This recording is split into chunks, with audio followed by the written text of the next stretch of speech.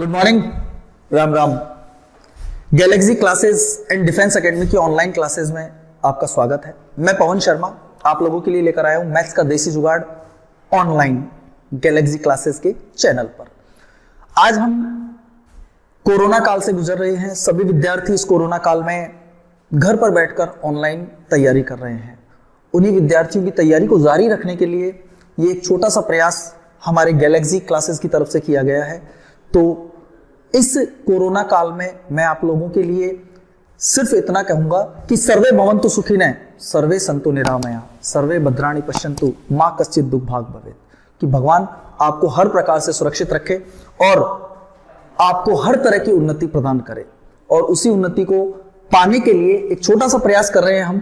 आज मैथ्स में एक छोटा सा टॉपिक मैं आपको बताने वाला हूं जिसका नाम है संख्या पद्धति। बहुत सारे टीचर्स ऑनलाइन पढ़ा रहे हैं संख्या पद्धति और मैं मानता हूं कि सारे विद्वान आपको बहुत अच्छी अच्छी जानकारी दे रहे हैं।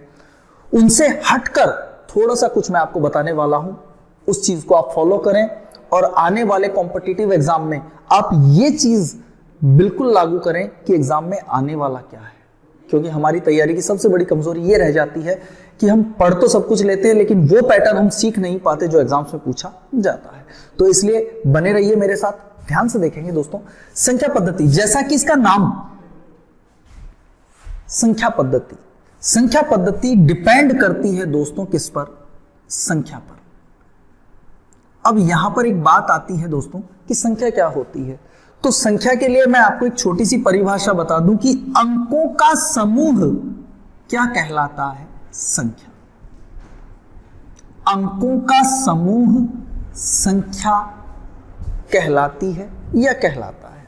अब अगर अंकों की बात करें तो आपने देखा होगा कि गणित में हमारे पास जो अंक होते हैं वो होते हैं 10, 0 से लेकर 1, 2, 3 ... 9 तक। ये वो 10 अंक हैं जिनसे गणित में हर प्रकार की संख्याओं का निर्माण किया जाता है। समझ रहे मेरी बात? तो यहां पर अगर संख्या पद्धति पढ़नी है तो पहले आपको संख्या की जानकारी होनी चाहिए। संख्या क्या होती है दोस्तों? अंकों का समूह। और अंक 0 से लेकर कहां तक होते हैं? 9 तक। और इन अंकों की टोटल संख्या कितनी होती है? 10। क्लियर?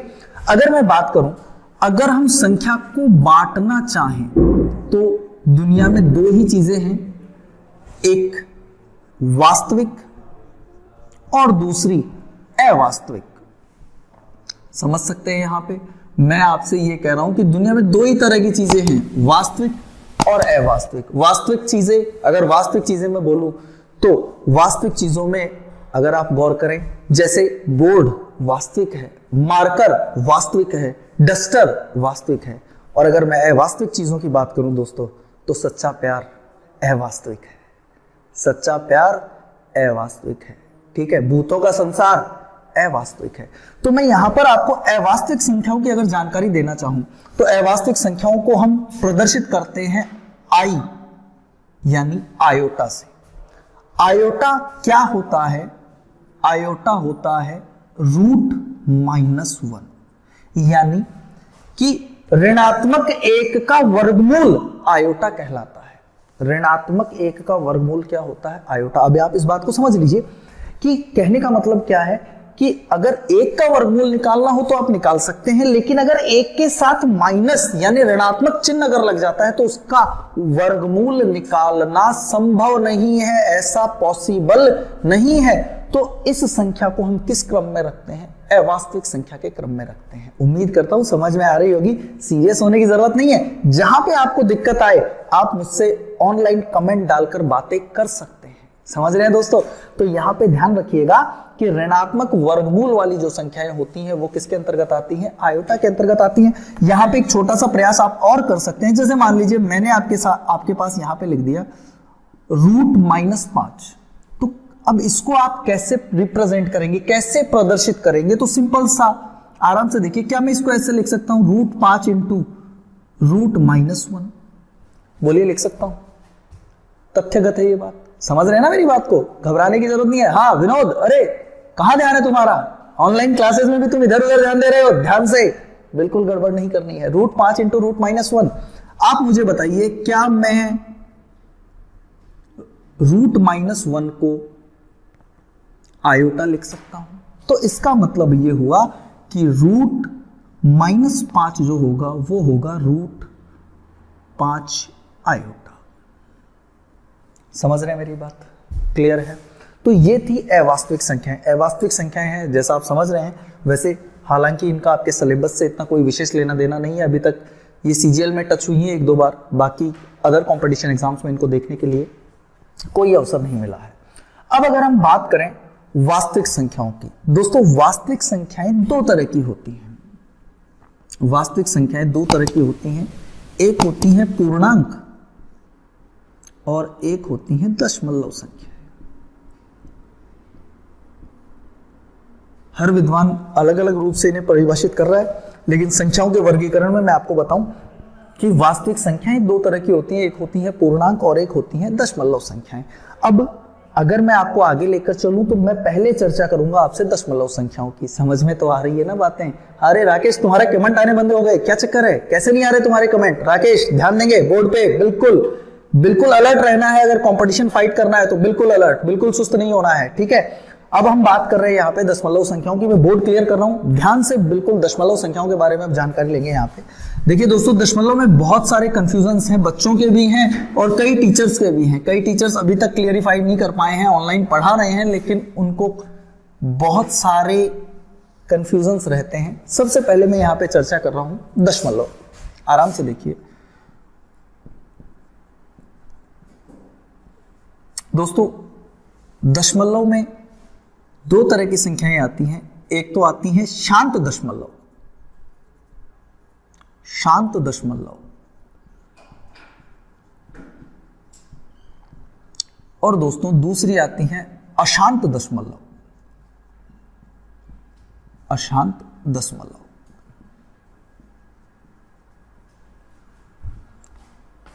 अशांत दशमलव को दोस्तों 2 भागों में आगे विभाजित किया गया है, और वो है अशांत आवर्ती दशमलव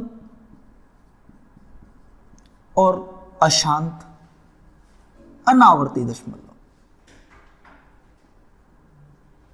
अब इनके बारे में थोड़ी सी जानकारी ले लें हम, गौर कीजिएगा। शांत दशमलव, शांत का मतलब क्या होता है? शांत का मतलब होता है रुकना या ठहरना।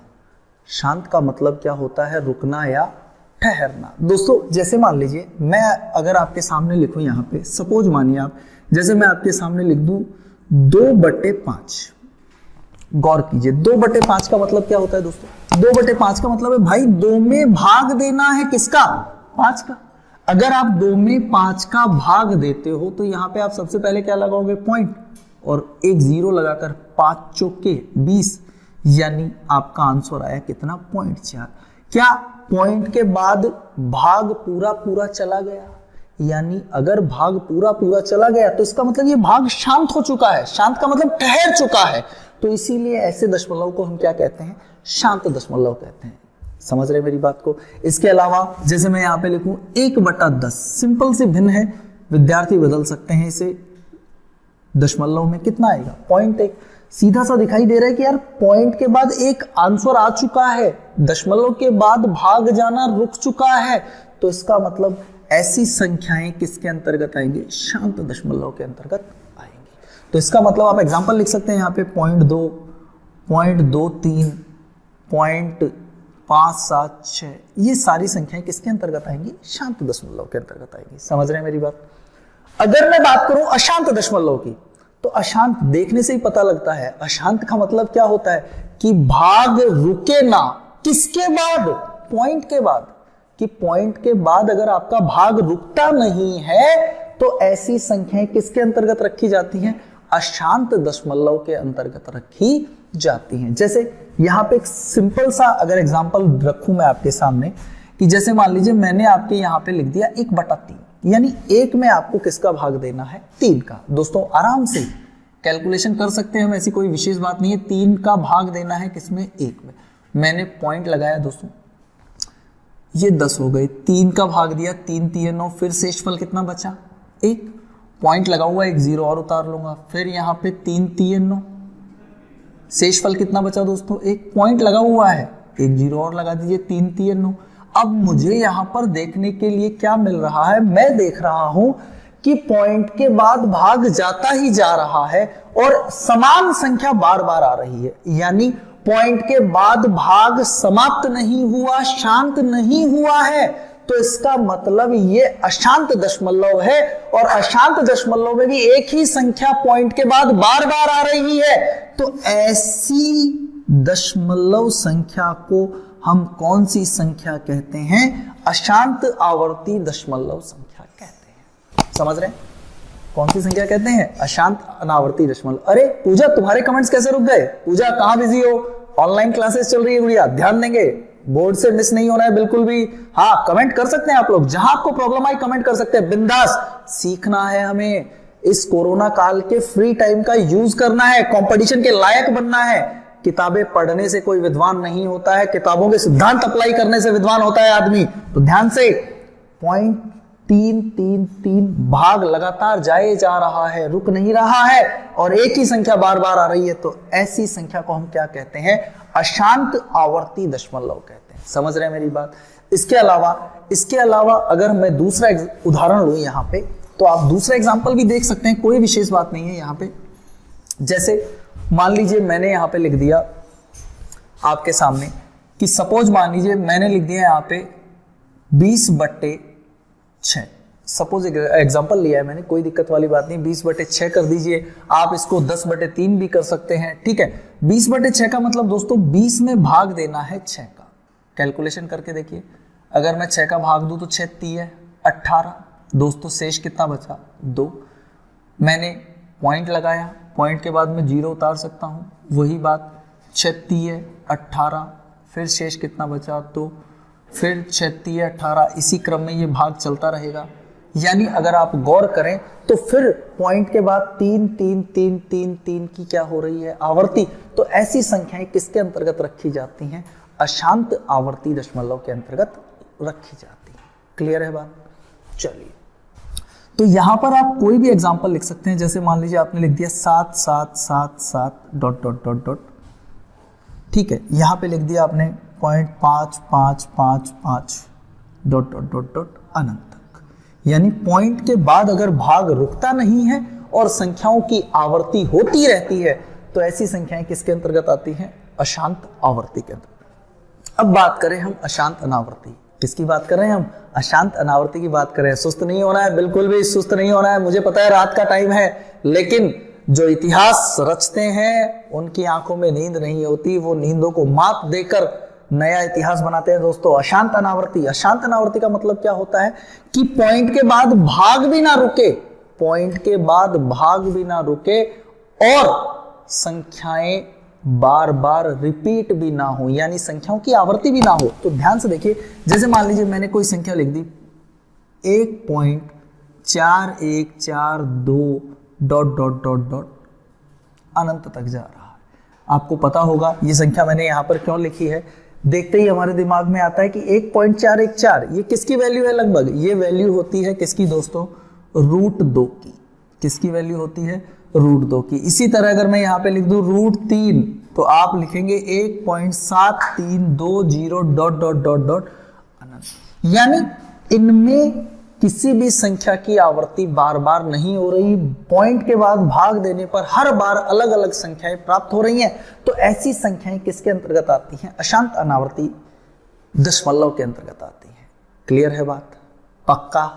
देखिए मैं फिर कह रहा हूं कि अगर आपको कहीं पर भी कंफ्यूजन है तो आप कमेंट बॉक्स में कमेंट डाल सकते हैं। पवन शर्मा आपके हर कंफ्यूजन को दूर करेगा।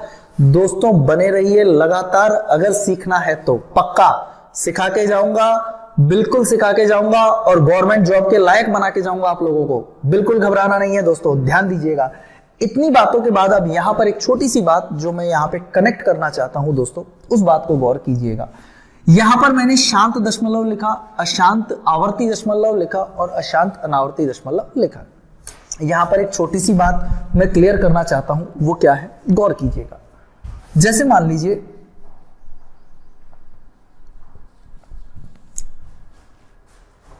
क्या आप 0.2 को 2/10 लिख सकते हैं? 0.2 को 2/10 लिखेंगे, इसका मतलब अगर मैं इसको कैंसिलेशन करूं तो इसकी जो भिन्न प्राप्त होने वाली है वो कितनी प्राप्त होने वाली है? 1/5। समझ में आ रही है ना बात? कितनी होने वाली है? 1/5। इसी के अलावा अगर मैं 0.23 को भिन्न में बदलना चाहूं तो क्या मैं इसे 23/100 लिख सकता हूं? तो आपका जवाब होगा हाँ, बिल्कुल लिख सकते हैं, कोई दिक्कत वाली बात नहीं है। फिर मैं अगर एक बार इधर आना चाहता हूं, अशांत, ये तो मैंने शांत दशमलव को भिन्न में बदला दोस्तों। अगर मैं अशांत आवर्ती दशमलव की बात करूं, 0.3333 डॉट डॉट डॉट कहां तक जा रहा है? अनंत तक। अगर आप इस क्वेश्चन को देखें तो क्या मैं इसको 0.3 बार लिख सकता हूं? और जिन विद्यार्थियों ने थोड़ा बहुत दशमलव भिन्न को पढ़ रखा है वो जानते हैं इस बात को कि बार का मतलब होता है 9। बार का मतलब क्या होता है? 9। अगर मैं 0.3 बार को भिन्न में बदलना चाहता हूं दोस्तों, तो मैं 3 और जितनी संख्याओं पर बार लगा हुआ है बटे में उतने ही 9 लगा दूंगा ना सुनील? अरे सुनील, लगा दूंगा ना? हाँ, तो इसका मतलब बटे में 1 बार 9 लग जाएगा। और इसकी भिन्न कितनी प्राप्त हुई आपको? 1/3 सॉरी। वही बात अगर मैं यहां पे देखूं 0.777 बार, 0.777 बार, तो क्या मैं इसको ऐसे लिख सकता हूं 0.7 बार? और अगर मैं इसे भिन्न में बदलना चाहूं तो 7/9 लिखूंगा। क्यों बता रहा हूं मैं ये बातें आपको? अब मैं इस बात को लिंक करता हूं अपने मेन पर्पस से। दोस्तों, मैंने शांत दशमलव को भिन्न में बदल लिया, मैंने अशांत आवर्ती दशमलव को भी भिन्न में बदल लिया। भिन्न में बदली जाने वाली जो संख्याएं हैं वो दोस्तों परिमेय संख्याएं कहलाती हैं। कौन सी संख्याएं कहलाती हैं? परिमेय संख्याएं। क्योंकि हमने पढ़ रखा है कि परिमेय संख्याएं वो होती हैं जिन्हें P/Q के रूप में लिखा जा सकता है और Q का मान क्या नहीं होना चाहिए दोस्तों? 0 नहीं होना चाहिए। समझ रहे हैं मेरी बात? मैंने देखा कि मैं शांत दशमलव को भी भिन्न में लिख पा रहा हूं और अशांत आवर्ती दशमलव को भी मैं भिन्न में लिख पा रहा हूं, तो इसका मतलब सीधा सा है कि शांत दशमलव और अशांत आवर्ती दशमलव की जो संख्याएं हैं दोस्तों, वो कैसी संख्याएं हैं? परिमेय संख्याएं हैं। परिमेय संख्याओं की परिभाषा क्या है? जिन्हें P/Q के रूप में लिखा जा सकता है और हम इनको बटे में लिख रहे हैं, लेकिन Q का मान क्या नहीं होना चाहिए? 0। तो आपने देखा यहाँ पे Q में कहीं पर भी 0 नहीं आया है, बटे में कहीं भी 0 नहीं आया है। समझ रहे ना बात? हाँ। अरे राधा, तुम्हारे कमेंट्स कैसे नहीं आ रहे हैं? क्या चक्कर है? राधा ऑफलाइन हो गई हो क्या? खाना बेटा बाद में खा लेना, पहले क्लास चल रही है, क्लास पे फोकस करें। हाँ बिल्कुल, हम भी तो रात को जाग जाग कर आप लोगों के लिए मैटर लेकर आ रहे हैं। हाँ बिल्कुल, पटवार क्लियर करना है, क्रैक करना है पटवार को। छोटी छोटी बातें समझनी है, क्योंकि छोटी छोटी बातों से ही बड़ी सफलता हासिल करेंगे हम। समझ रहे हैं मेरी बात को? ध्यान देंगे यहाँ पे। हाँ सोनू, कहां ध्यान है तुम्हारा? सोनू बिल्कुल बोर्ड पे, हाँ कंसंट्रेट रहना है। आइए अब मैं बात करूं अशांत अनावर्ती दशमलव की। दोस्तों, अशांत अनावर्ती दशमलव की जो भी संख्याएं हैं उन्हें भिन्न के रूप में नहीं लिखा जा सकता। इनकी भिन्न ज्ञात करना हमारे बस की बात नहीं है। तो अशांत अनावर्ती दशमलव की जो संख्याएं हैं दोस्तों, उन्हें रखा जाता है किसमें? अपरिमेय संख्याओं में। किसमें रखा जाता है? अपरिमेय संख्याओं में। बहुत सारे बच्चों को कंफ्यूजन रहता है, ध्यान रखिएगा। अशांत अनावर्ती दशमलव, अगर अशांत अनावर्ती दशमलव की कोई भी संख्या है तो आप उसे भिन्न में कभी नहीं बदल सकते, और जो संख्या भिन्न में नहीं लिखी जा सकती वो कैसी संख्या होती है? अपरिमेय संख्या। तो यहां से आपके दिमाग में एक बात आ गई होगी कि √2, √3, √5 ये ऐसी संख्याएं हैं जो अशांत अनावर्ती दशमलव हैं, और ये कैसी संख्याएं हैं? अपरिमेय संख्याएं हैं। कैसी संख्याएं हैं? अपरिमेय। क्लियर है बात? पक्का समझ आ रही है? अगर फिर भी गड़बड़ लगे तो वीडियो सेव कीजिए और आराम से रिपीट करके अपने डाउट्स क्लियर कीजिए। और बाकी अगर चलती क्लास में कोई डाउट है तो आप कमेंट डाल रहे हैं। जिन बच्चों ने कमेंट डाले हैं मैं उनके कंफ्यूजन्स को दूर भी कर रहा हूं, ऐसी कोई दिक्कत वाली बात नहीं है। अब थोड़ा सा मैं एक बार इसको क्लियर कर दूं।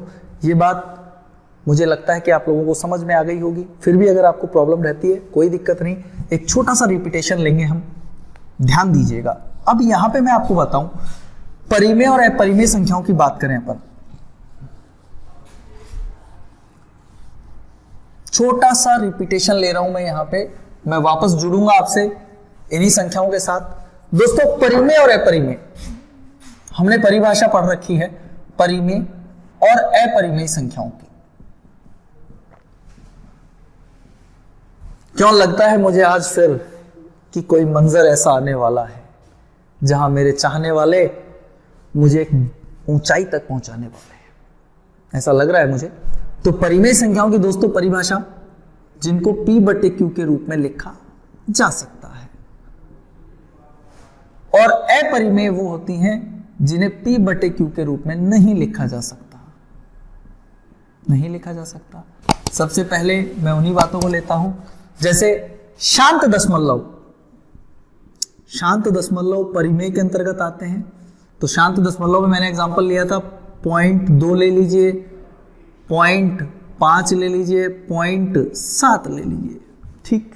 दूसरा मैंने लिया था अशांत आवर्ती, अशांत आवर्ती दशमलव, जिसमें आप ले सकते हैं 0.3 बार, जिसको आप क्या लिख सकते हैं 3/9, 0.7 बार, जिसे आप दोस्तों क्या लिख सकते हैं 7/9। समझ रहे मेरी बात को।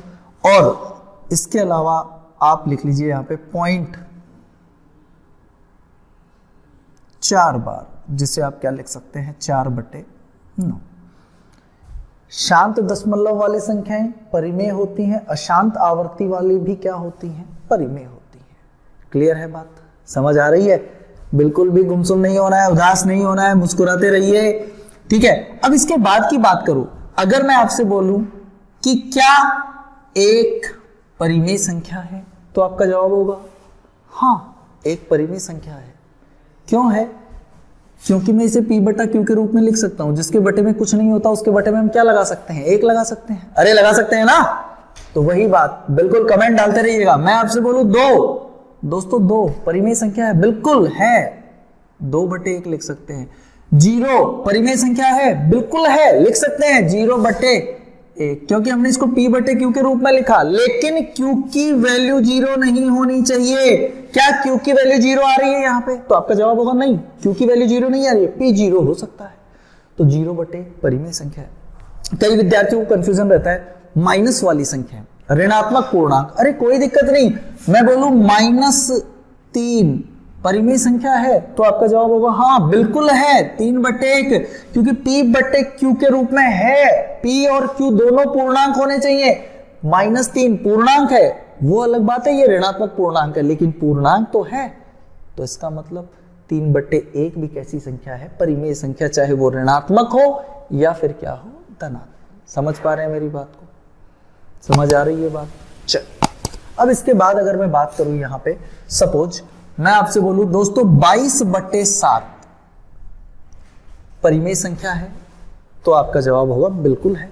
क्यों है? P बटे Q के रूप में है, बिल्कुल। 22 भी पूर्णांक है, 7 भी पूर्णांक है।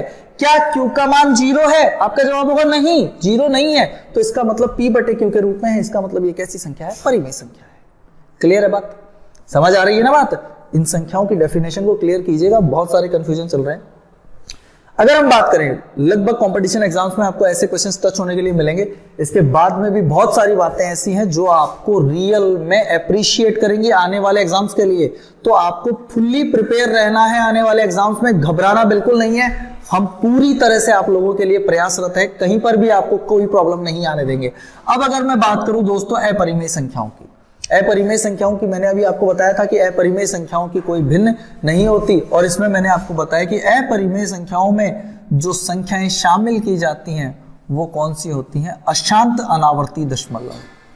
अशांत अनावर्ती दशमलव, आप अपने मन से कोई भी संख्या ले सकते हैं। यहाँ पे जैसे आपने लिख दिया 2.37695463, ये अशांत अनावर्ती दशमलव है, यानी पॉइंट के बाद भाग समाप्त नहीं हुआ, भाग लगता ही जा रहा है, और कहां तक जा रहा है, अनंत तक। तो ऐसी संख्या है अशांत अनावर्ती दशमलव। और अशांत अनावर्ती दशमलव जो होती हैं उन्हें P बटे Q के रूप में लिखा नहीं जा सकता, और जो P बटे Q के रूप में नहीं लिखी जाती वो क्या कहलाती हैं, अपरिमेय संख्याएं कहलाती हैं। इसी तरह अभी हमने बताया था आपको कि √2 दोस्तों, √2 की वैल्यू 1.4142 डॉट डॉट डॉट कहां तक जाता है खेल, अनंत तक जाता है, यानी ये भी मान भिन्न के रूप में परिवर्तित नहीं किया जा सकता। तो इसका मतलब √2 भी कैसी संख्या है, अपरिमेय संख्या है।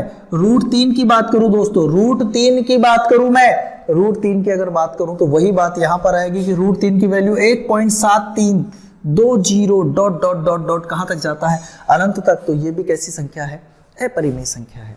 अब यहां पर एक बात और निकल कर आती है, कई बार हो जाता है ऐसा, ठीक है दोस्तों।